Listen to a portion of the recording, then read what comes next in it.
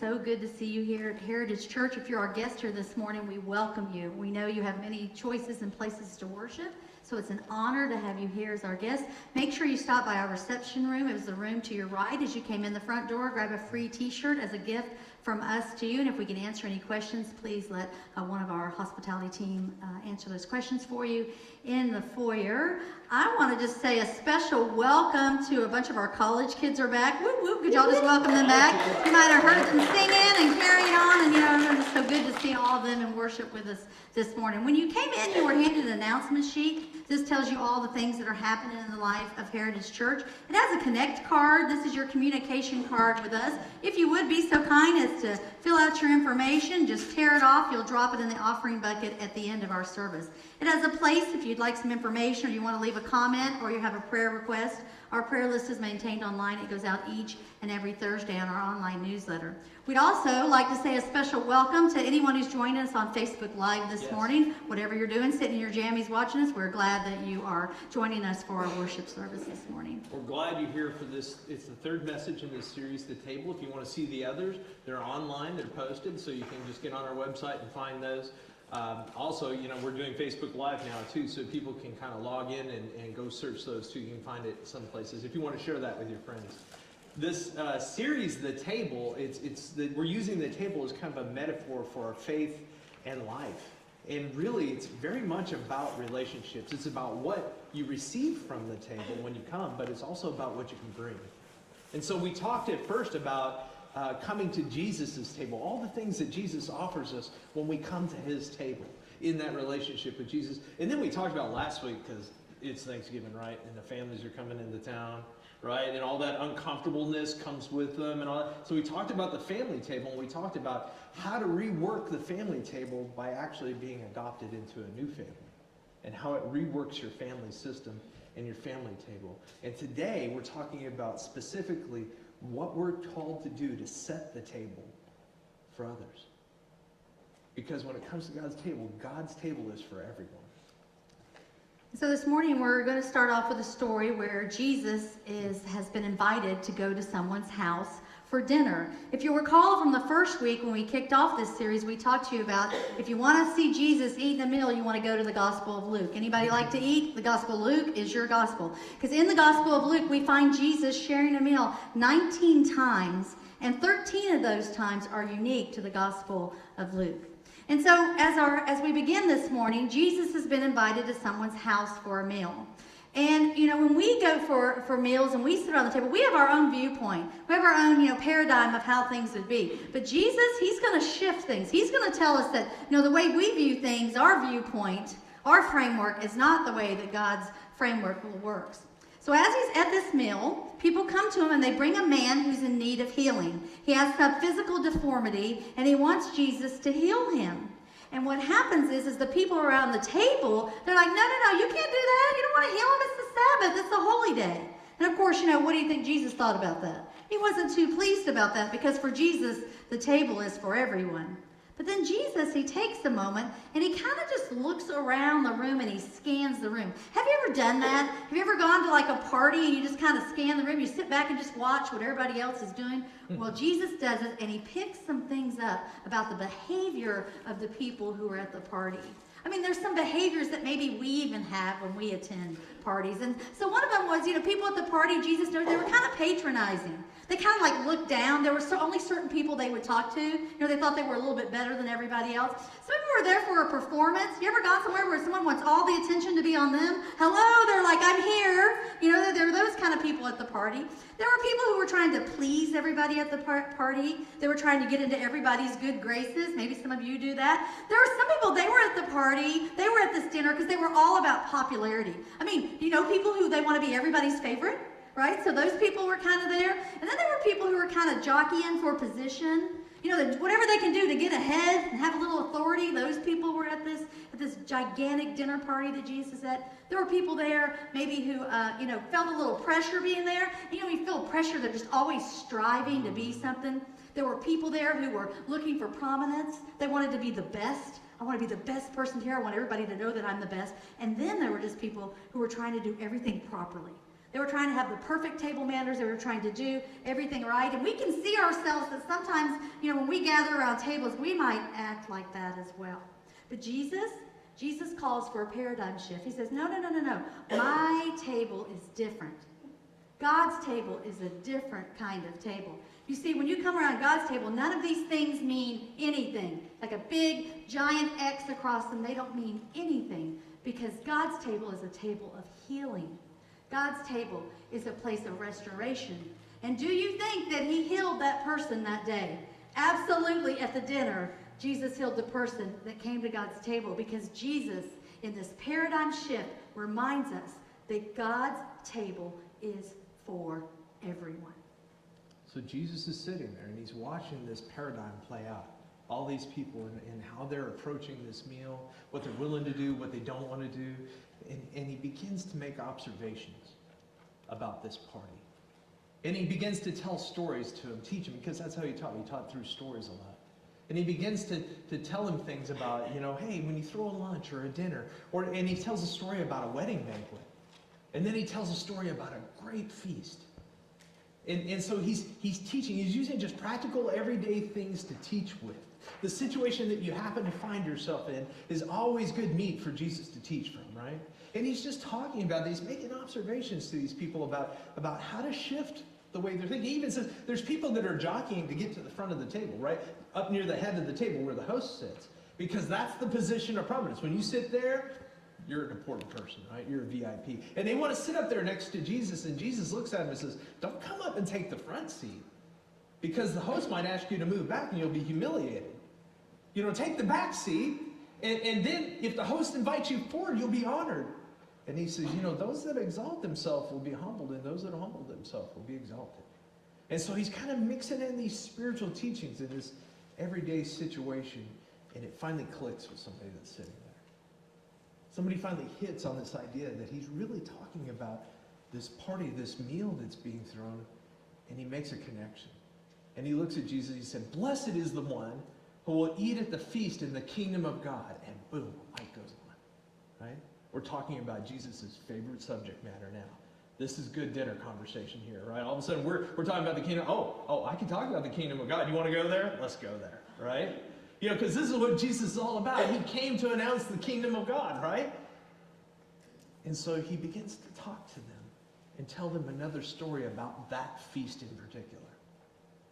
And what's being done to prepare that feast. And how we should change our viewpoint to even begin to approach what that feast is about. Because God's table is for everyone. But if we gather around God's table, we need to understand that some preparations have to take place.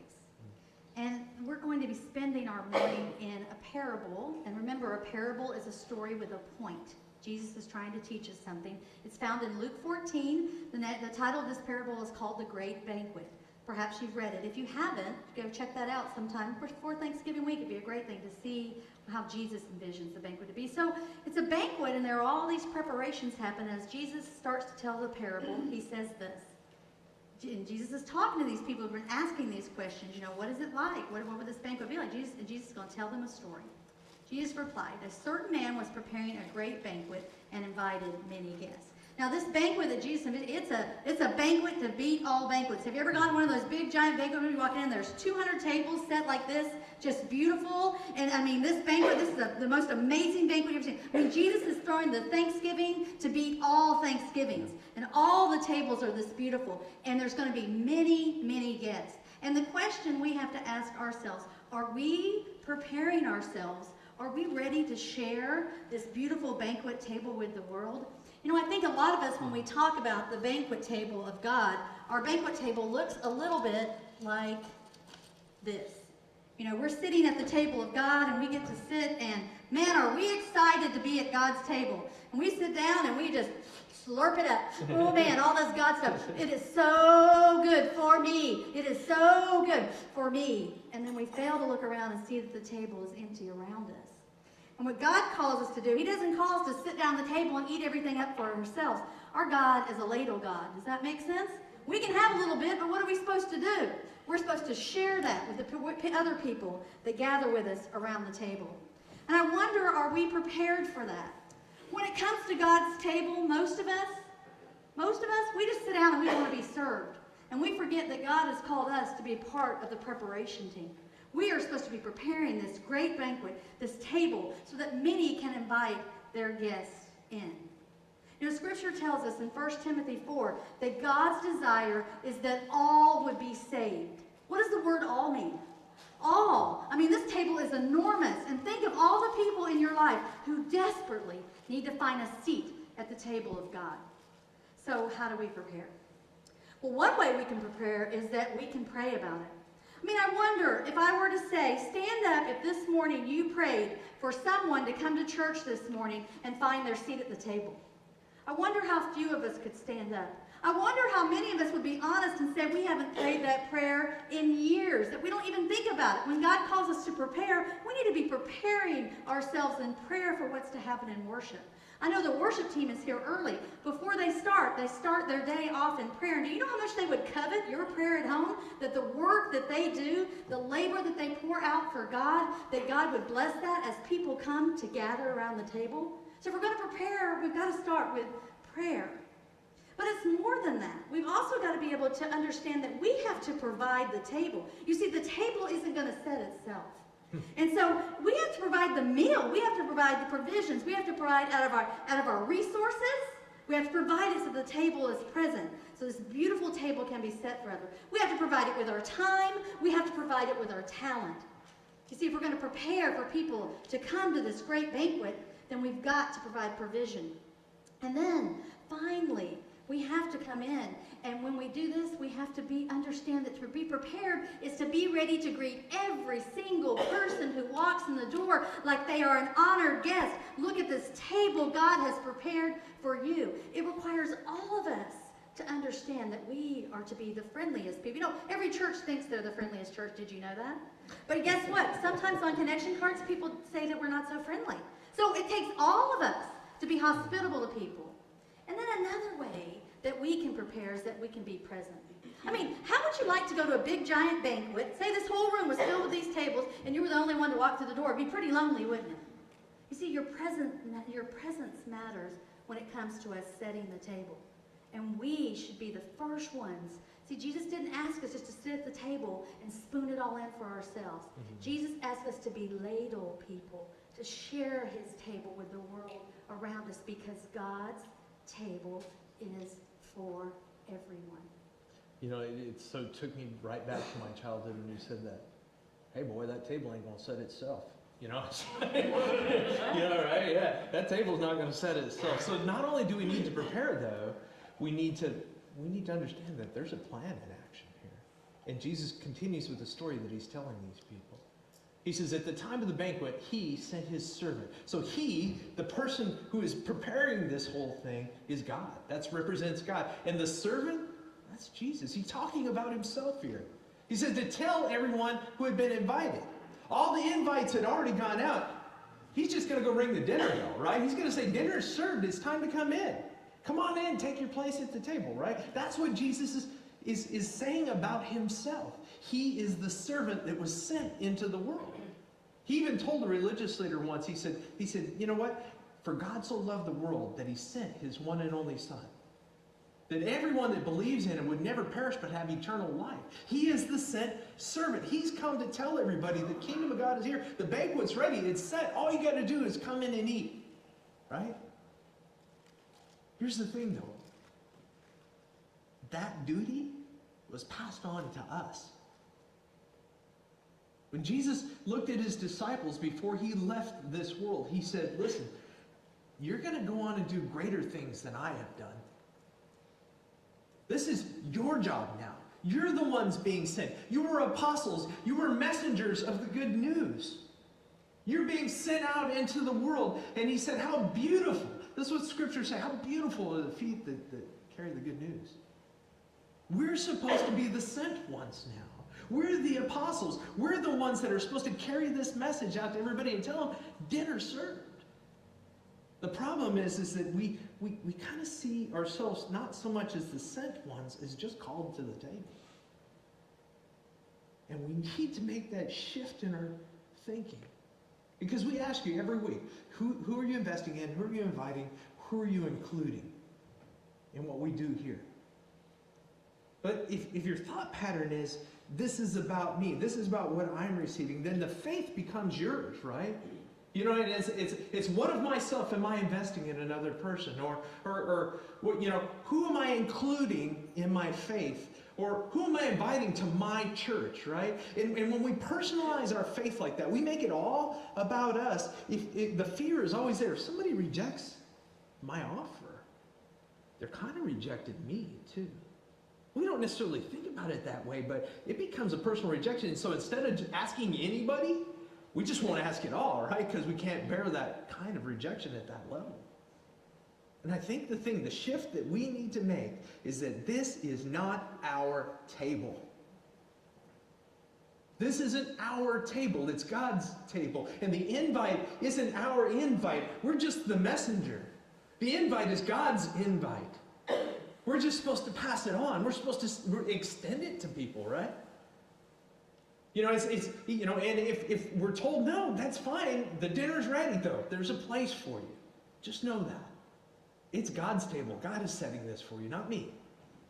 God is setting this for you. I think we need to remember that God's table is for everyone. You have to wonder, somebody set a table for you at some point, didn't they?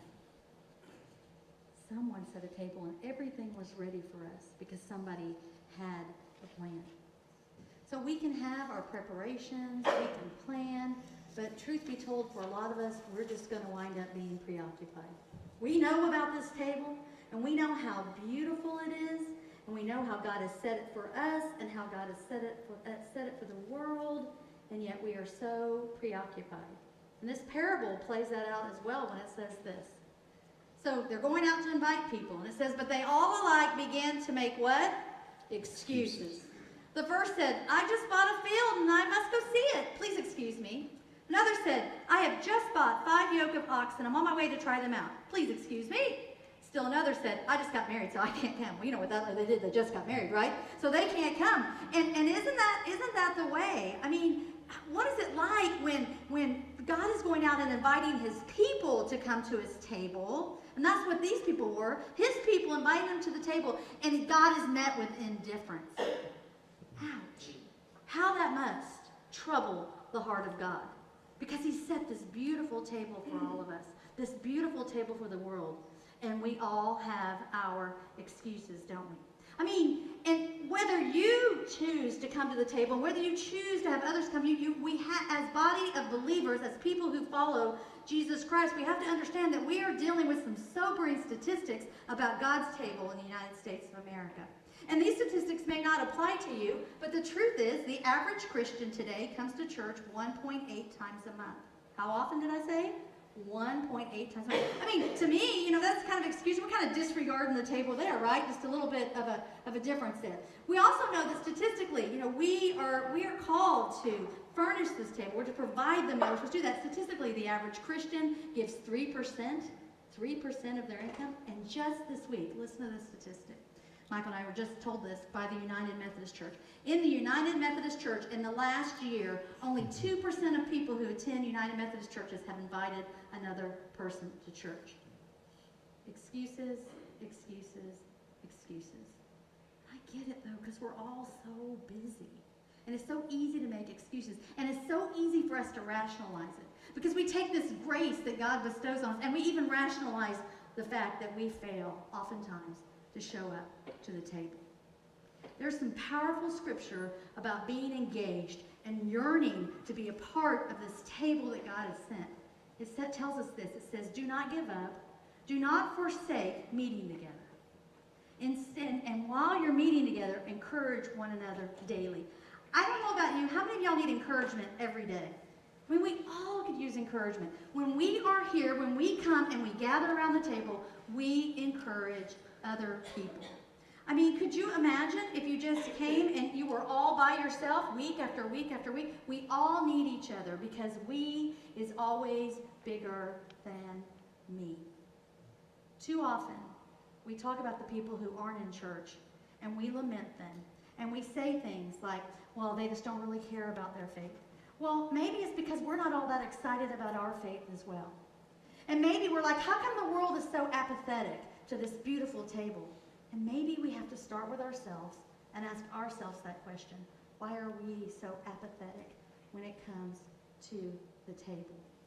You see, when we get passionate about gathering around the table, when we get passionate about bringing other people to the table, that's when God's table will grow and grow and grow, and he'll need a bigger and bigger and bigger table. We have to remember that God's table is for everyone. You know, if God's table were a restaurant, it should be standing room only. That'll be a 3-hour wait to sit down at God's table. Amen. You know? And what happens instead is there's a lot of empty places. It was happening at their time, and Jesus talks to him about this. He said the servant came back and reported this to his master, that all of the people that had already been invited, not the ones that hadn't been invited yet, but the ones that had been invited, knew they were supposed to come when the dinner bell rang, were too busy. And the owner of the house became angry and ordered his servant, go out quickly into the streets and alleys of the town and bring in the ones that weren't invited. Bring in the poor and the crippled and the blind and the lame. And the servant did that. And he said, sir, what you've ordered has been done. There's still room. There's still empty seats. You know, what if God threw a party and no one came? You know? How would that feel? And these people, they knew. They've been called out in history as a certain people, as a tribe of folks who were supposed to be, quote unquote, a light unto the Gentiles. Anyone who wasn't them, they were supposed to represent God to the world. God even placed them in the perfect location in history. Jerusalem's right in the middle of all the roadways that connected Africa to Europe to Asia. It's right dead center. It's the crossroads. So he gave them the temple. He gave them everything. He gave them all the tools. And they refused over and over to use them and made it all about them, to the point where they could have it or not. Not a bit of worry about the people that were out there.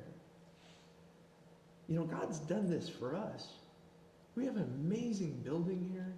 We sit on a wonderful piece of property right in the crossroads of one of the fastest growing little towns in Alabama.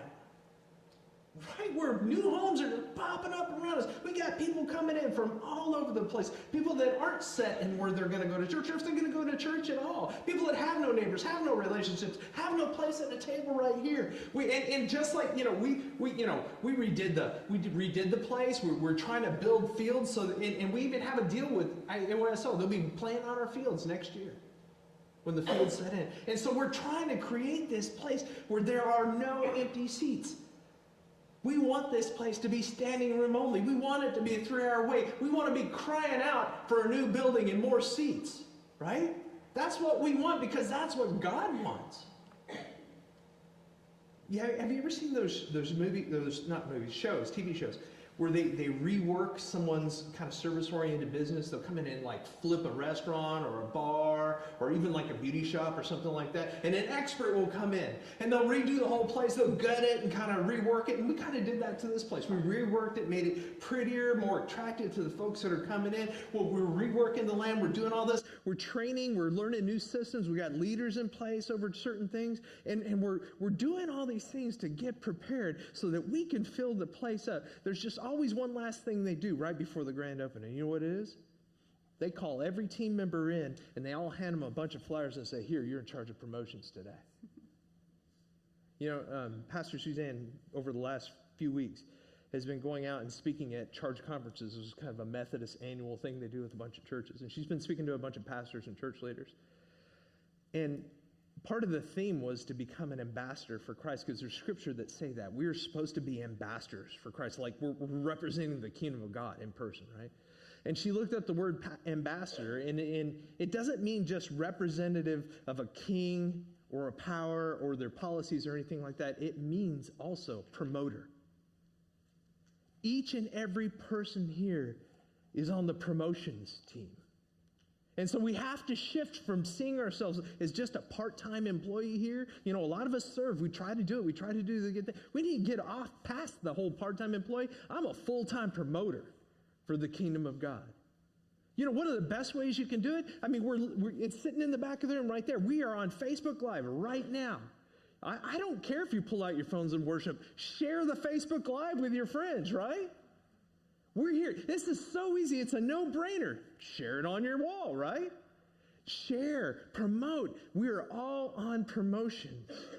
We're here. We're not just part-time servants that kind of wander around and have a little bit to do. We're team members. We're full-time team members. Because God's table is for everyone. You know, our parable continues with a pronouncement. And, you know, this pronouncement is challenging to us, but it's a powerful one. And Scripture says, and the master told his servants, he said, go out to the roads and the country lanes and compel them to come in. Mm-hmm. You know, that compel word, compel, it means a sense of duty. I mean, do we feel a sense of duty to the God of the universe? I mean, do we owe him anything? Do we owe him our unconditional love? Do we owe him a little bit of our attention? Do we owe it to him for the good things he's done to us to share that with others? Are we compelled? Not just the people in the parable. Are we compelled? And what would it take for us to be compelled? And what could happen in our midst if we were compelled? So he says, go out to the roads and county lanes and compel them to come in so that my house will be what? Full. That's the heart of God. The heart of God is that there would be no empty seats at the table, that everyone would come in and have a place to be. I tell you, not one of those who were invited will get a taste of my banquet.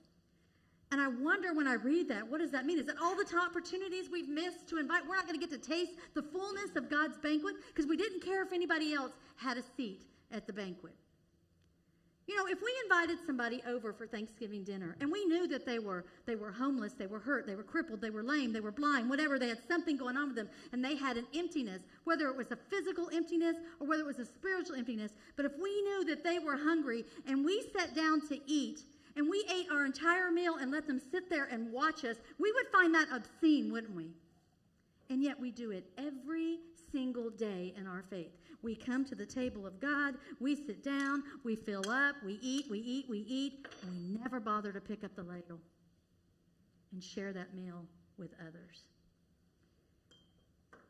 You see, God has set the most beautiful table. And that beautiful table isn't just for us.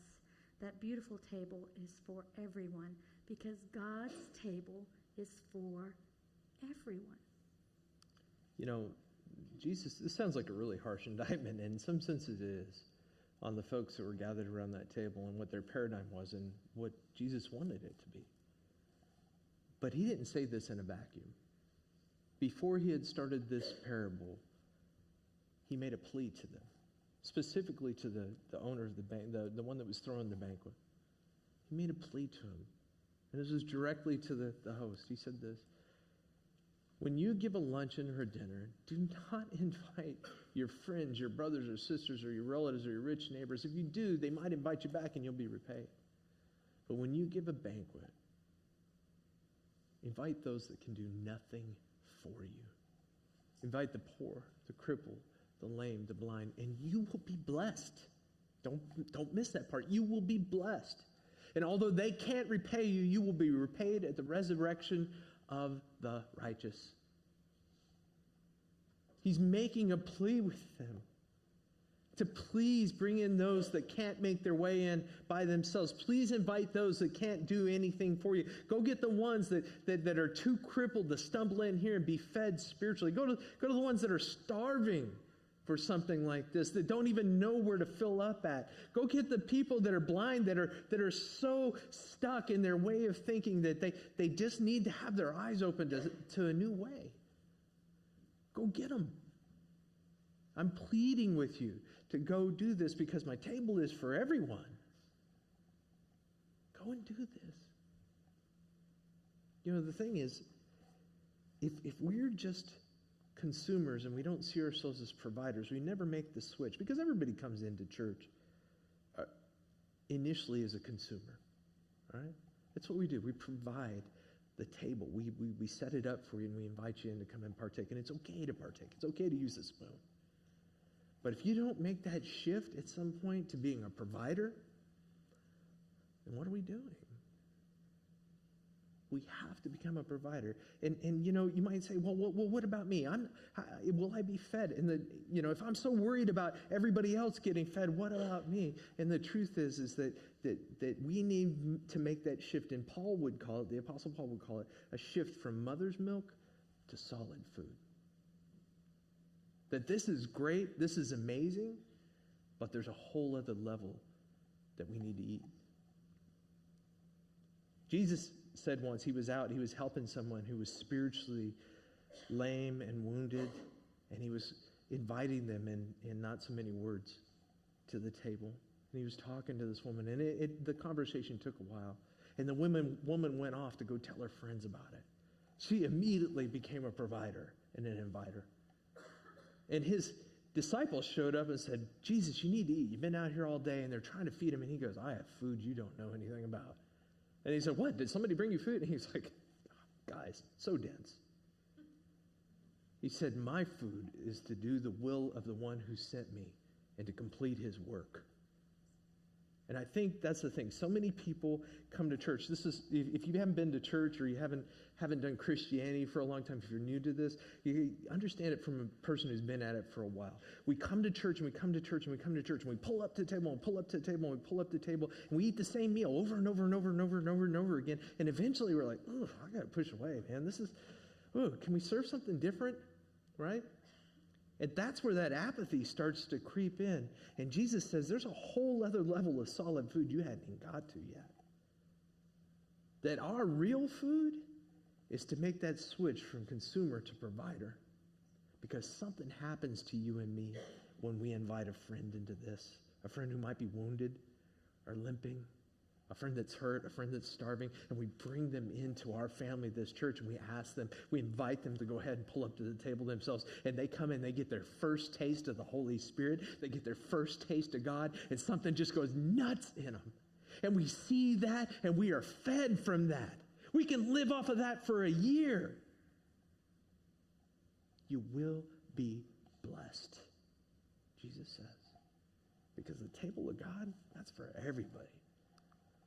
And so this morning, as we gathered around the table and as we discussed the power of God's table and how God's table is for everyone, we had a baptism this morning. And a young girl, Mia, came and she took her rightful place at the table. And what a beautiful image that is. Not only did she take her place at the table, we actually baptized her off this beautiful crystal and vase, and she has a special memory of being baptized at the table. But the truth is, when we are baptized, we are all invited once again to be at the table of God. But that offer to sit at God's table is not just a one-time offer. It's an offer that is always open to us. Will we pull up a chair? Will we take a seat? And will we leave some empty seats and work with God and Jesus, the Holy Spirit, and one another so that everyone can find their place at the table? Now, some of us may wonder, how in the world can I do this? What would it look like if I extended my table? Because your table, it doesn't have to be in this building. Your table doesn't have to be at your home. Your table could be anywhere. And here's one person's answer to how they choose to show the world that God's table is for everyone.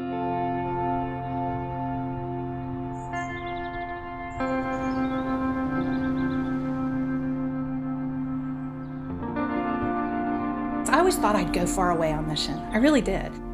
I really thought my calling would be international, and I never in a million years thought that the Lord would ask me to walk outside of my door and get to know my neighbors.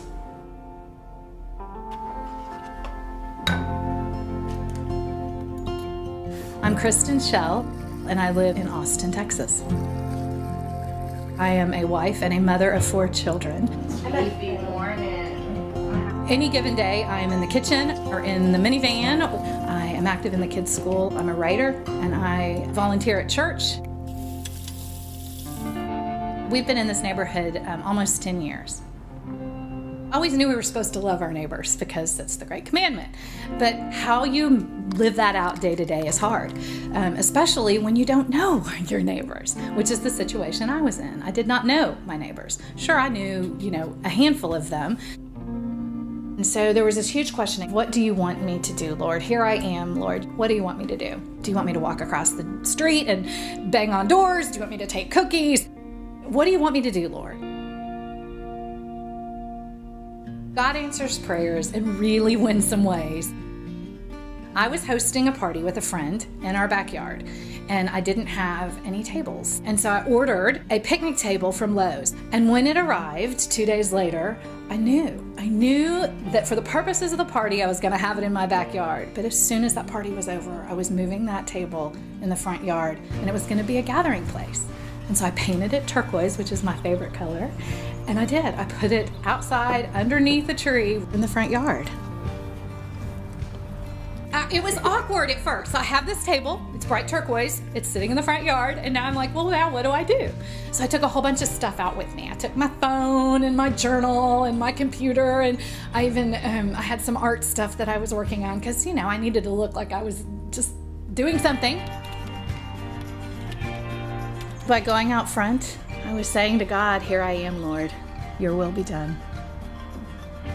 Go before, behind, and beside me into the neighborhood. And that very day, life changed. And I met a neighbor within 3 hours of putting a table out in my front yard. A lot has happened since putting the table out there. There are a handful of women who are now very close friends who I did not know. It has become kind of a gathering place. I'm Bob. This is my daughter, Peggy. So one of the best things is just the sense of normal community, everyday life. The neighborhood kids come over. They'll do homework when the weather's pretty. We've had lemonade stands, hot cocoa stands. More intimately, it's a place where I can meet and have met neighbors who now pop by with coffee and just for 15 minutes, a conversation over coffee that wouldn't have happened. The Lord has taught me, and I am learning to be present. It sounds like it should be a no-brainer, but listening is not a skill that came naturally at first to me, nor was being present. This was really fun. It was great to see you. Loving my neighbors has taught me how to love God better. It's drawn me into deeper relationship with Him. You don't need permission or a program to go outside and be who Christ has called you to be.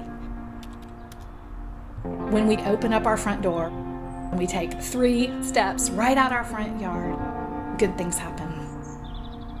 Open up your door and let God do the rest.